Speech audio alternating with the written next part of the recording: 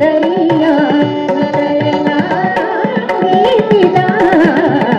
गवला चंद्र पुनवेचा गवला चंद्र पुनवेचा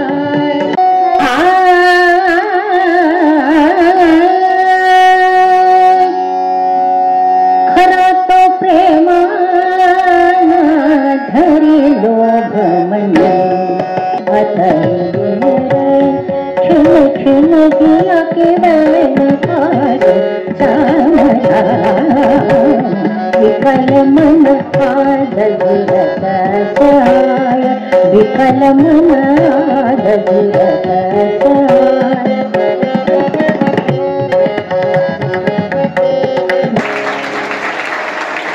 1970 कट्यार काळजात घुसली, 1971 पाणीग्रहण, 1972 हे बंद रेशमाचे आणि 1973 बकुल पंडितांच्या अलकनंदा वाडेकर. हा प्रवास कसा माहितीये का?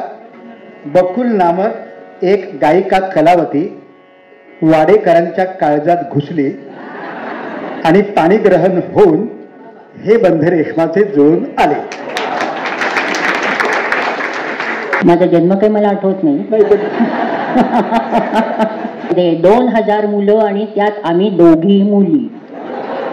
नमस्कार, मी शीला वागळे सर्वांचे स्वागत करते. आज आमच्या अत्रेकट्ट्याचा 23वा वर्धापन दिन. ज्येष्ठ गायिका आणि अभिनेत्री बकुळ पंडित यांचा बहारदार कार्यक्रम बकुळगंध आता सादर होणार आहे. पण तत्पूर्वी श्री मुकुंद मराठे यांचे शिक्षक मोह विद्यालयाचे पेंडसे सर यांनी आवर्जून आणलेला बकुळच्या फुलांचा गजरा देऊन बकुळताईंना आशीर्वाद दिलेत. सहयोग मंदिरातल्या कार्यक्रमाला आमचे अनेक मान्यवर पाठीराखे उपस्थित आहेत. तसेच अनेक रसिक श्रोत्यांनीही सभागृह तुडुंब भरलेले आहे. कट्ट्याची अन्नपूर्णा उज्ज्वला नाबर उपमा खोबऱ्याची वडी आणि थंडगार पन्न देऊन हसत मुखाने पाहुण्यांचं स्वागत करीत आहे. चला तर मग कार्यक्रमाचा आस्वाद घेऊया. आज अत्रेकट्ट्याचा हा 23वा वर्धापन दिन. ज्यांच्या सहभागामुळे आणि सहकार्यामुळे हा आनंद सोहळा अशा रीतीने दिमाखात साजरा होत आहे, त्या सर्वांबद्दल कृतज्ञता व्यक्त करणं. राधाताईंनी सर्वांचे आभार मानले. आकाशवाणी भक्त आहेत किंवा होते आणि आज देखील रेडिओ ऐकत असतील तरी कामगार सभा, सकाळचं प्रभात कार्यक्रम याच्यामध्ये त्यांची कोणकोणती गाणी लागत असेल त्याची 9 मिनिटाची मेडली केली आहे, ती आपण ऐकूया आणि मग पुढे प्रवास. 5 नंबर श्रीकांतजी.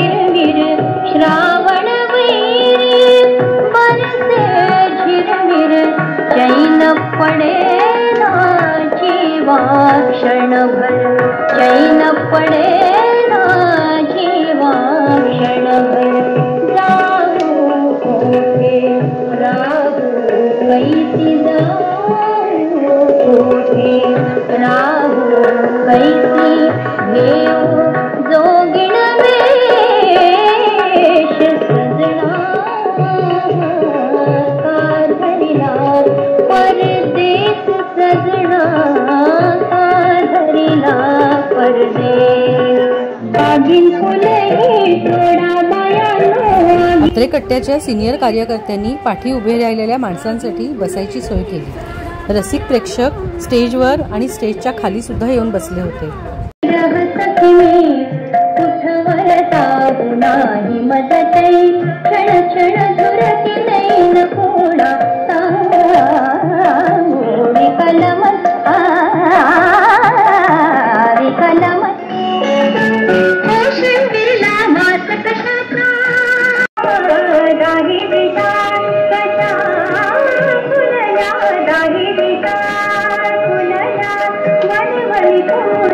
फुलया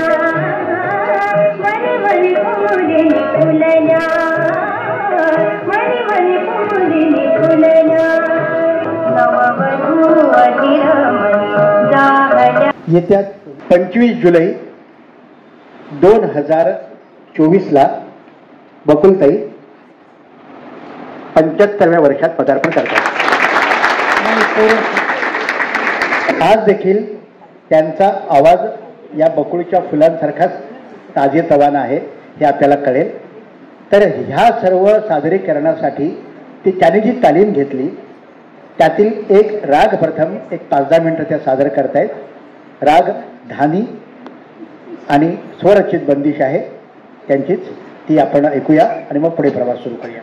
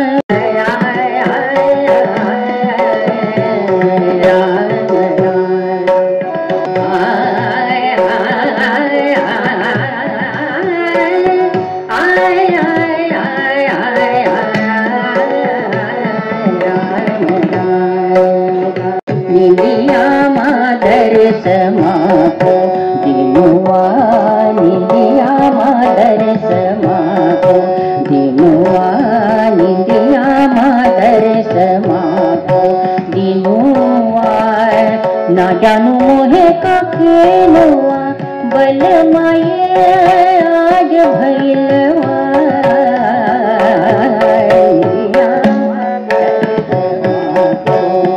निंदिया मादर समाको दिनुआ ना जानू मोहे का खेलवा बल माये आज भैलवा निंदिया मादर समाको दिनुआ निंदिया मादर माको दिनुआ निंदिया मादर समाको निंदिया मादर समाको माको माको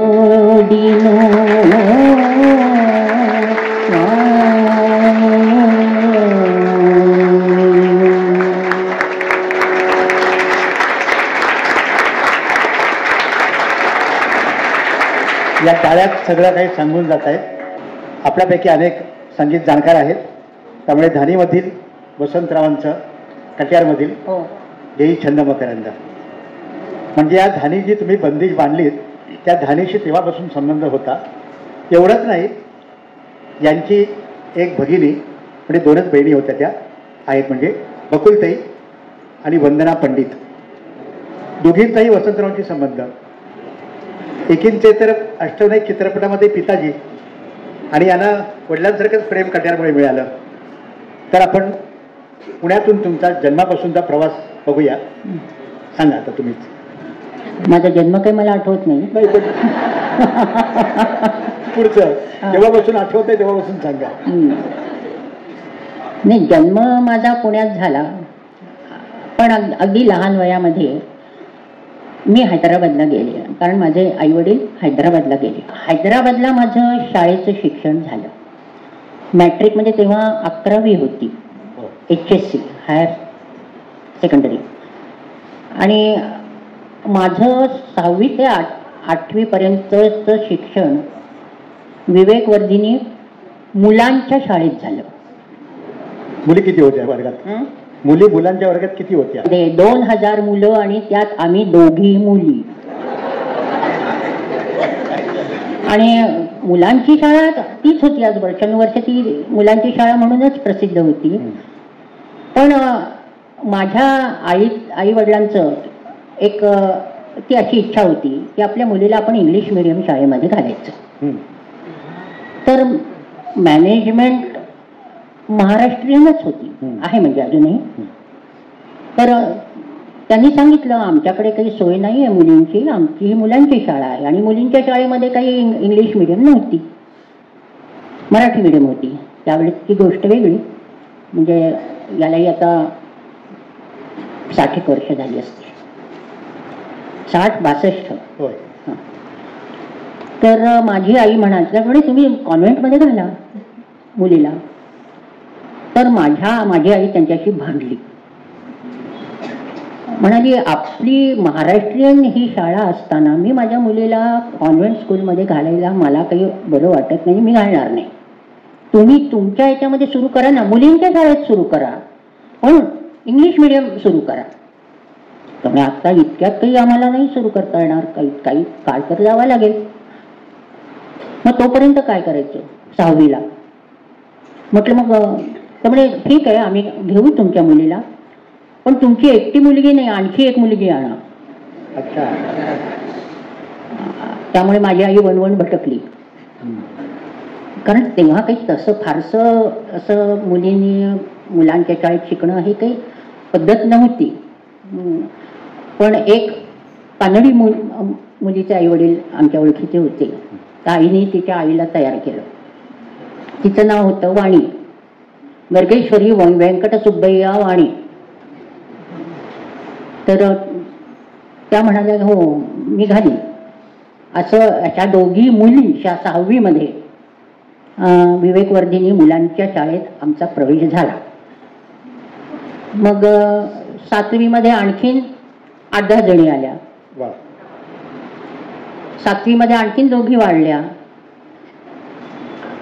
अच्छा 6वी 7वी 8वी. मग नंतर 9वी पासून त्यांनी मुलींच्या शाळेमध्ये इंग्लिश मिडियम सुरू करून आमची रवानगी मुलींच्या शाळेत. अजूनही 6वीतली मुलं त्यावेळेला माझ्या वर्गातील माझ्या कॉन्टॅक्टमध्ये आहेत. आणि त्यांची अशी इच्छा आहे की तो जो ग्रुप आहे, व्हॉट्सअप ग्रुप आहे त्यांचा, सगळ्या मुलांचाच असणार. तू येतेस का आमच्या याच्यात, तू एकुलती एक मुलगी असशील आमच्या ग्रुपमध्ये, अशी मला त्यांनी व्हॉट्सअप ग्रुपवर येण्याची ऑफर दिली. म्हटलं व्हॉट्सअप ग्रुपने आपण तसंही आपण व्हॉट्सअपवर कॉन्टॅक्ट ठेवू शकतो, पण म्हणजे ती मुलं अजूनही मला आठवतात, त्यांना मी आठवते. हां, तर अशी आमची फोटोंची त्यावेळीची देवाणघेवाण अजूनही चालू आहे 6वी ते 8वी. तसे ते फोटो आहेत माझ्याकडे अजून. तर अशी सुरुवात झाली. आणि 11वीला बोर्डात आला होता. हो, मी पहिल्या 20त होते. मॅथमॅटिक्स कोणते त्यावेळी लोअर आणि हायर? हां, म्हणजे एलिमेंटरी मॅथमॅटिक्स हे कंपल्सरी होतं. आणि ऑप्शनल म्हणून जो एक विषय होता 8वा विषय, 7 विषय कंपल्सरी, त्यातला एक एलिमेंटरी मॅथमॅटिक्स. आणि हां, तर त्या ऑप्शनल सब्जेक्टमध्ये विषयामध्ये हायर मॅथमॅटिक्स, की ज्यात अल्जेब्रा, जॉमेट्री, ट्रिग्नोमेट्री असं होतं. नंतर संस्कृत होतं, और हिस्ट्री ऑफ इंग्लंड. संस्कृत आणि मॅथमॅटिक्स हे स्कोर इंग्लिश. आणि मला गणित आवडायचं आणि सायन्स आणि गणित माझं चांगलं होतं. तर शाळेमध्ये गणितात मी पहिली आले. हे सगळं तुम्ही छान गणित करत होतात. हो. घरात गाण्याचे संस्कार काय होते? माझ्या वडिलांना खूप आवड होती आणि ती आवड त्यांना त्यांच्या आईकडून म्हणजे माझ्या आजीकडून आली होती. संगीत नाटक, त्यांचा आवाजही छान होता, ते तबला छान वाजवायचे आणि कधी मूड लागला तर ते फ्लूट पण वाजवायचे. ते त्यांचा आवाजही छान होता. तर हिराबाई, त्यावेळेला हिराबाई बडोदेकर वंदे मातरम तिलक कामोदमध्ये गायच्या, ते त्यांनी ऐकलं होतं त्यांच्या तरुणपणी. तर ते त्यांनी मला शिकवलं होतं, हिराबाई असं गायच्या. तर ती जी चाल आहे ती चाल मी तिथे शाळेमध्ये 1 वर्ष कॉलेजमध्ये पण मी तिथेच होते. तर प्रत्येक डिपार्टमेंटला मी वंदे मातरम म्हणायची. तर मला ते वंदे मातरम पंडित म्हणूनच नाव पडलं होतं. तर ती तिलक कामतची हे कोणीही ऐकलं असेल का मला माहिती नाही, पण ती तिलक कामतची इतकी अप्रतिम चाल होती की ती अजूनही माझ्या कानामध्ये आहे. त्यांनी जी शिकवली ती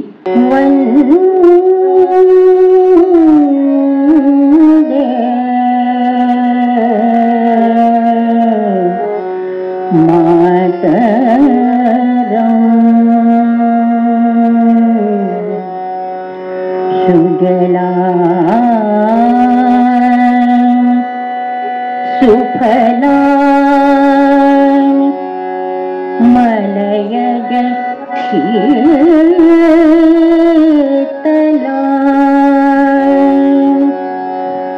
सस्य श्यामला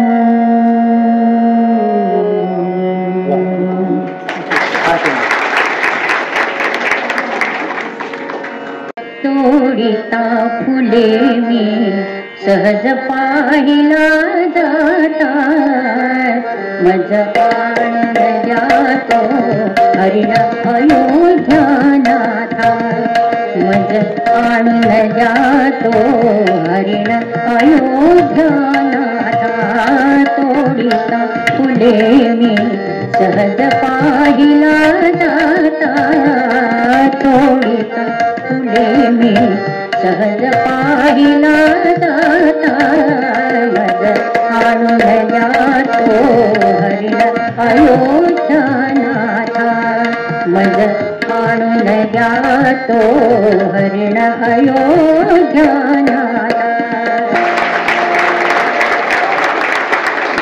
शाळेमध्ये पण म्हणत असाल मग गीतरमणातील गाणे?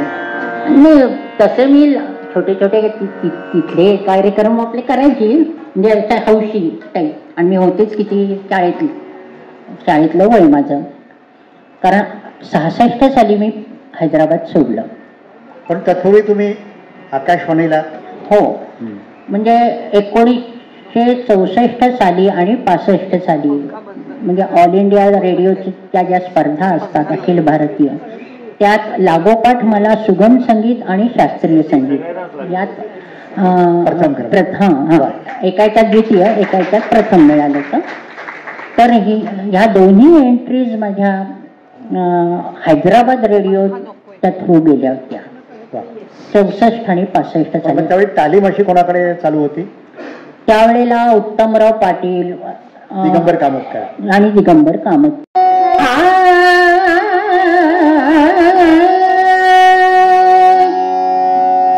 खरा तो प्रेमान धरी लोभ म्हणजे, खरा तो प्रेमान धरी लोभ म्हणजे, खरा तो प्रेमान धरी लोभ म्हणजे.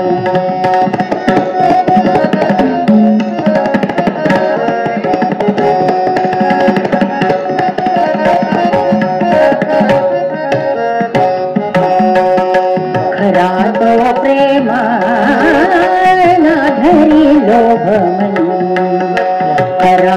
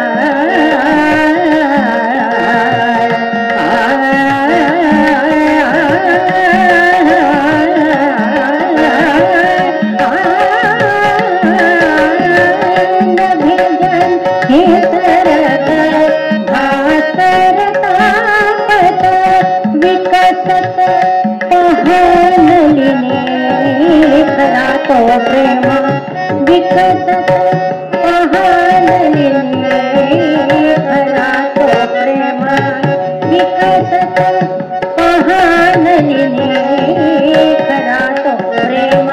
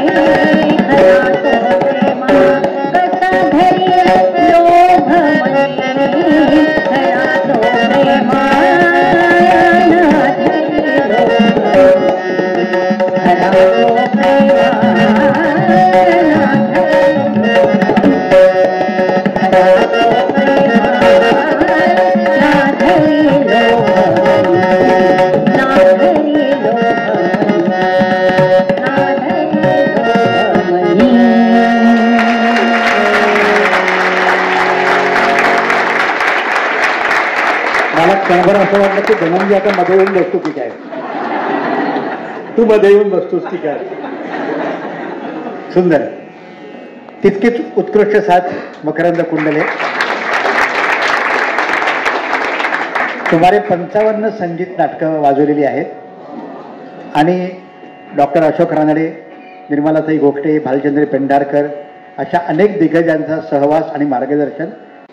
31 जानेवारी 1970ला माझा कट्यारचा पहिला प्रयोग झाला. त्याआधी मी नाटकातनं कधीही काम केलं नव्हतं. इनफॅक्ट नाटकात काम करणं हे डोक्यातच नव्हतं. गाणं करायचं, कारण मुळात मी गायिका आहे, गाणं हे माझं मुख्य. त्यामुळे गाणं करायचं या हेतूनीच मी पुण्याला आले होते. पण असा काही एक टर्निंग पॉइंट आला की पणशीकरांनी विचारलं की तू कट्यारमध्ये करशील का. तुमच्यापूर्वी कोण करत होतं उमेशची भूमिका? हे शुभांगी करायची. सुधा घायसा. तिने नाटकातलं नाव शुभांगी घेतलं होतं.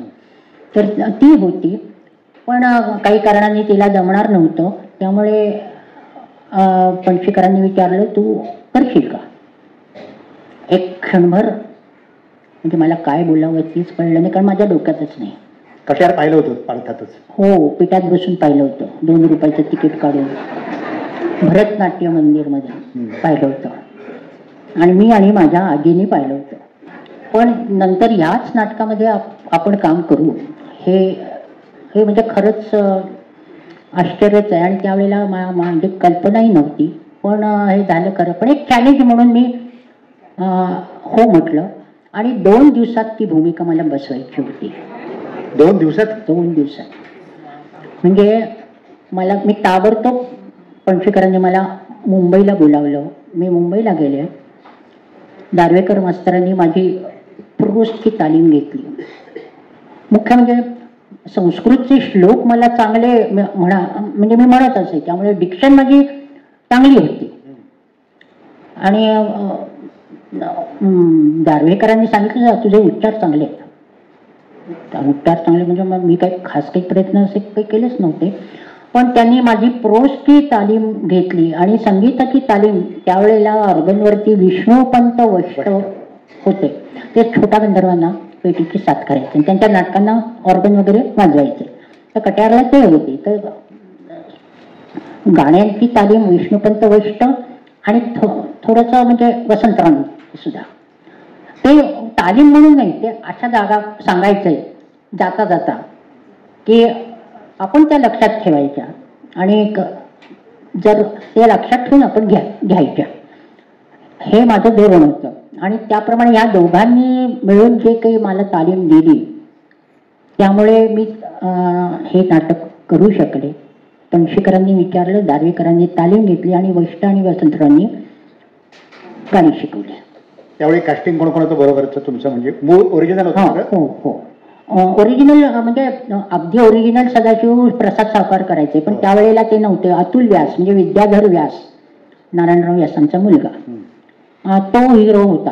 सदाशिवचं काम करणारा तो. मी, उमा आणि फैयाज जरीना आणि शंकर घाणेकर त्यावेळेला होते. बांके बिहारी. पुढं मग सावकारांनी ते काम केलं सदाशिवचं सोडून. त्या अशा सगळ्या कास्ट बरोबर मी उमा म्हणून उभी राहिली आणि प्रयोग सुरू झाले. पण नंतर कट्यारमधली बरीचशी गाणी कमी झाली होती. हो, त्यापैकी तुमचंही गाणं कमी झालं होतं ना? हो. तिसऱ्या अंकातली खूपशी गाणी म्हणजे जरीनाचंही कमी झालं होतं, उमाचंही कमी झालं, सदाशिवचंही कमी झालं. नंतर बिंदिया ले गई बालकरमण. पण कमी झालेलं आम्हाला ऐकायचंय तुमचं. आता दीपक कवी आता थोडस म्हणजे सुरुवातीचे दीपकळी दीपकळी दीपकळी दीपकळी दीपकळी दीपकळी नभांगणीची चपल चांदणी नभांगणीची चपल चांदणी अवतरली जणू अवनीतळी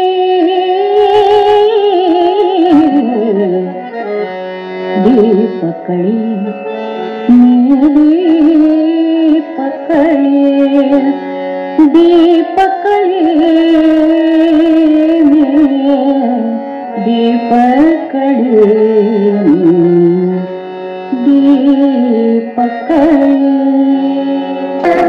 मकरंद हे छंद मकरंद प्रिया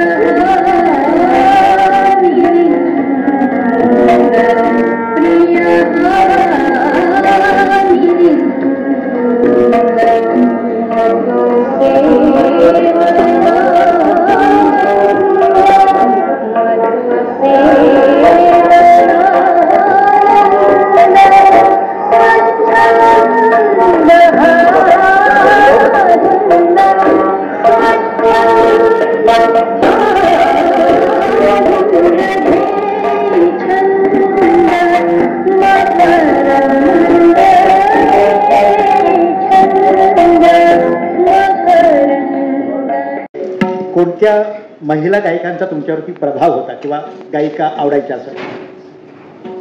गायिका आवडायच्या म्हणजे पहिल्या म्हणजे माणिक वर्मा. वा, वृंदावनातील तुळस. सात्विकच होत्या, चेहराही सात्विक, त्यांचा स्वभाव पण सात्विक होता, बोलणं सात्विक होतं आणि त्यामुळे त्या सगळ्यांना आवडायच्या पण. आणि त्यांच्या माझी आई मला घेऊन त्यांच्याकडे माझं गाणं ऐकवायला घेऊन गेली होती की मणिकबाई तुम्ही ऐकाल का माझ्या मुलीचं गाणं? हो जरूर. तर पुण्यात त्या राहत होत्या, तिकडे मी गेले होते आणि माझं गाणं, कारण मला सुद्धा त्या खूप आवडायचे, त्यांचा चेहरा त्यांच्याकडे बघत राहावं असं वाटायचं. हैदराबाद संपर्कामध्ये मालिनीताईंशी कधी संपर्क? मालिनी राजूरकर गायिका म्हणून कधी नाही आला नाही संपर्क, पण आमची ओळख होती, त्या हैदराबादच्याच होत्या. आणि वसंतराव राजूरकरांचा म्हणजे त्यांच्या लग्नाच्या आधीपासूनचा आमचा ऋणानुबंध आणि ओळख होती. ते गव्हर्नमेंट म्युझिक कॉलेजमध्ये प्रोफेसर होते वसंतराव राजूरकर. आणि नंतर मग मालिनीबाई आल्या, नंतर काही दिवसामध्ये मीच पुण्याला आले.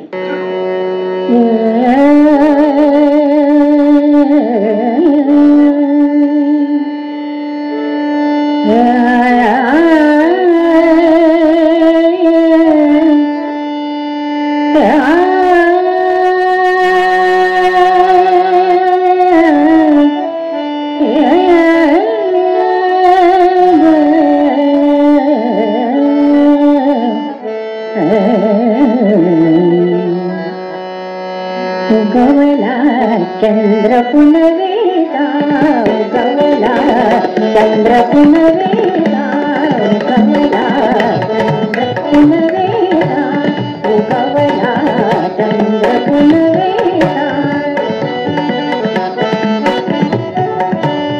उगवला, चंद्र पुनवेदा.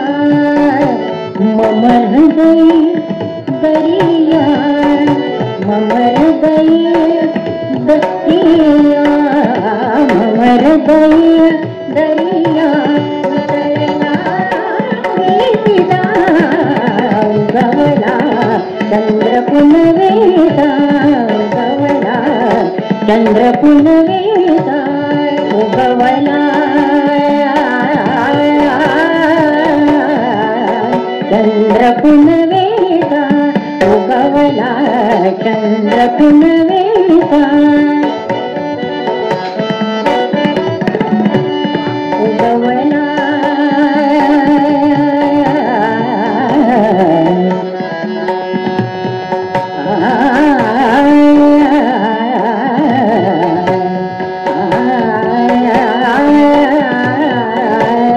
उगवला, चंद्र पुनवेदा उगवला, चंद्र पुनवेदा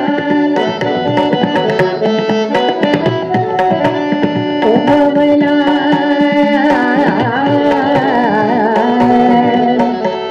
उगवला,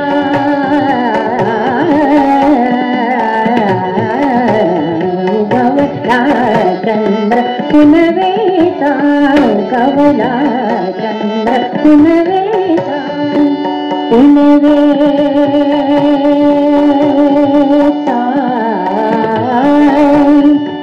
पुनवेदा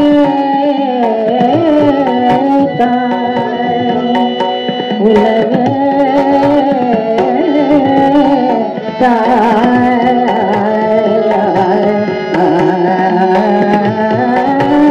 उगवला, चंद्र पुनवेदा उगवला, चंद्र पुनवेदा. पुनवेदा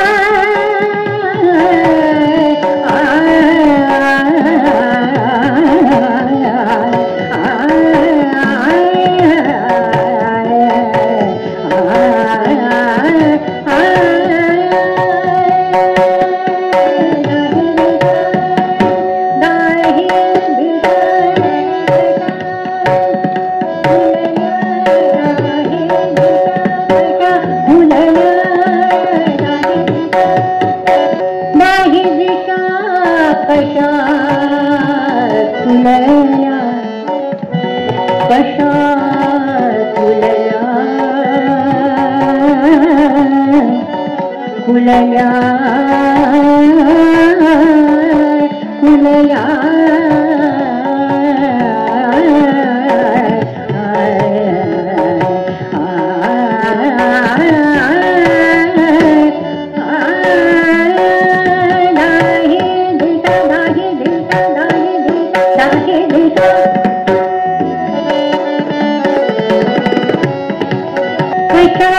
फुलल्या वनी वनी कुमुदिने फुलल्या वनी वनी कुमुदिने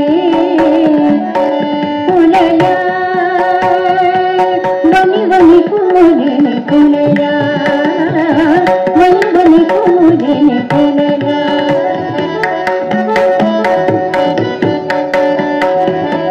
वनी वनी कुमुदिने फुलल्या वनी वनी कुमुदिने फुलल्या वनी वनी कुमुदिने फुलल्या वनी वनी कुमुदिने फुलल्या नववधू अधीरमणी चाहल्या नववधू अधीरमणी चाहल्या नववधू अधीरमणी चाहल्या नववधू अधीरमणी नववधू अधीरमणी जाहल्या नववधू अधीरमणी जाहल्या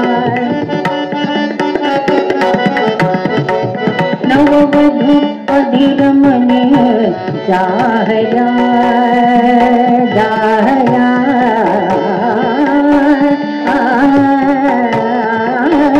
नववधू अधीरमणी जाहल्या नववधू अधीरमणी जाहल्या नववधू अधीरमणी जाहल्या नववधू अधीरमणी जाहल्या नववधू अधीरमणी जाहल्या नववधू अधीरमणी जाहल्या प्रणय रसहा चहुकडे विकलला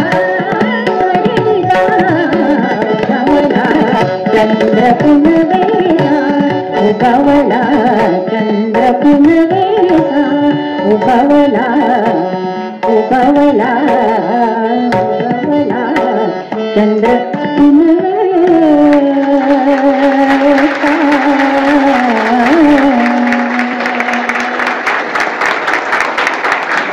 बकुळताई, तुम्ही मुरलीची अनेक गाणी म्हटली, मुरली कृष्ण अशी, पण कंसावरती खूप प्रेम केलं. हो कंसाचे केवढे प्रकार दाखवले. हो कंसी कांदडा काय, संपूर्ण मार्गदूस काय, हो सगळेच.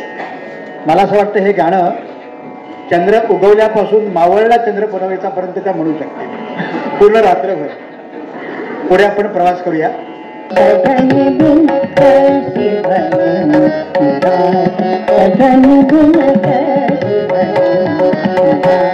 जो बन जात जिया के बात जो बन जात जिया के बात सास ननद कहत बौरानी सास ननद कहत बौरानी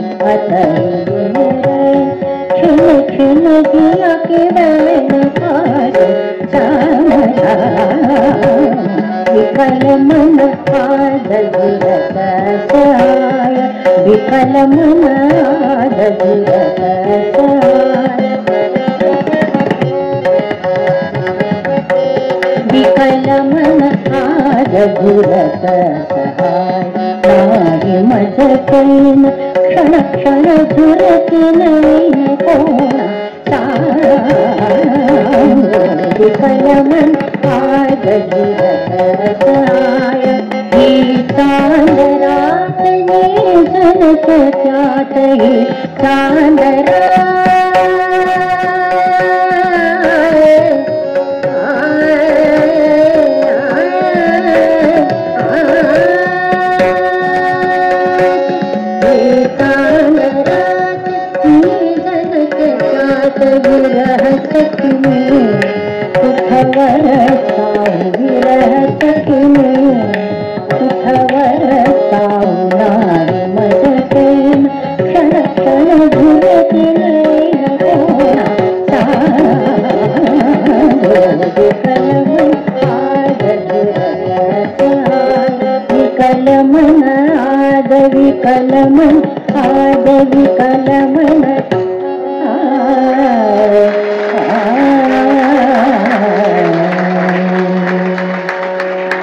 1970 कट्यार काळजात घुसली, 1971 पाणीग्रहण, 1972 हे बंद रेशमाचे आणि 1973 बकुल पंडितांच्या अलकनंदा वाडेकर.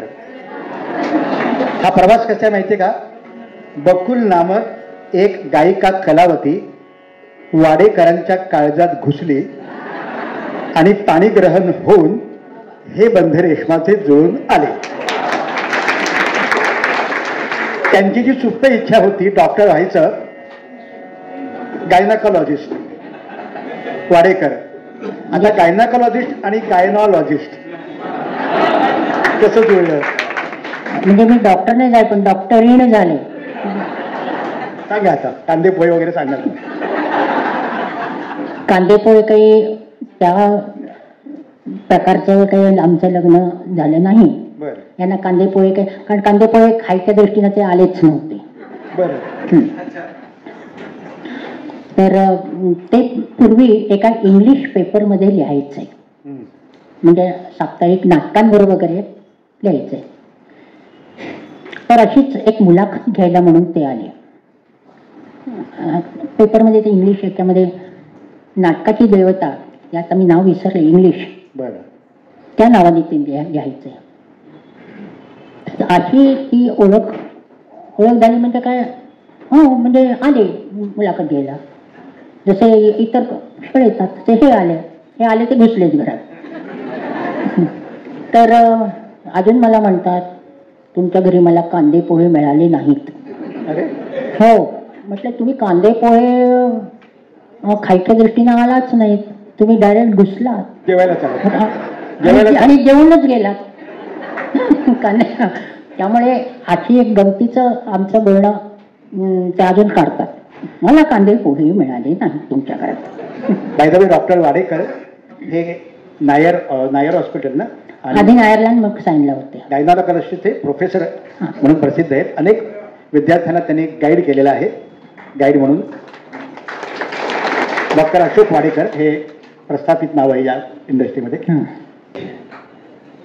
धनंजयसाठी एक गाणं म्हणजे कादरीला परदेश, त्यातली पहिली गाणं ते माझं नाही. म्हणजे अण्णा जोशीने जे पहिली उठावन आणि वाजवून ठेवलेली आहे उठाण.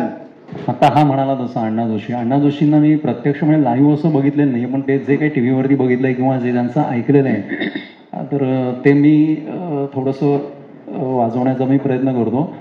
त्यांचं वैशिष्ट्य म्हणजे ते बसायचे असे ताट बसायचे, निर्विकार असायचे, माळ घालून असे. गायकाकडे एक टक बघितले इकडे ऑडियन्समध्ये नाही, बाबा ऑडियन्समधनं काय रिस्पॉन्स येते वगैरे हा प्रकार नाही, गायकाकडे बघूनच ते वाजवायचे आणि असे ताट बसायचे. त्यांच्या वाजवण्यामध्ये सुद्धा ना काही असं शिस्त म्हणण्यापेक्षा त्यांचे जास्त अंगविक्षेप वगैरे असे कधीच नसायचे. असे ताट बसून वाजवले, मागणं बसलं असायचं, वाटायचं की बाबा हे नक्की काय करतात, ते शांत बसलेले आहेत की तबला वाजवत आहेत किंवा ढोलकी वाजवत आहेत किंवा पखवाज वाजवत आहेत असं कुठलंय, असं त्यांचं वैशिष्ट्य. आणि ते बाबूजींबरोबर जास्त त्यांच्याबरोबर कंपनीज असतात, त्यांच्याबरोबर काही कंपोजिशन्स पण केलेले आहेत त्यांनी.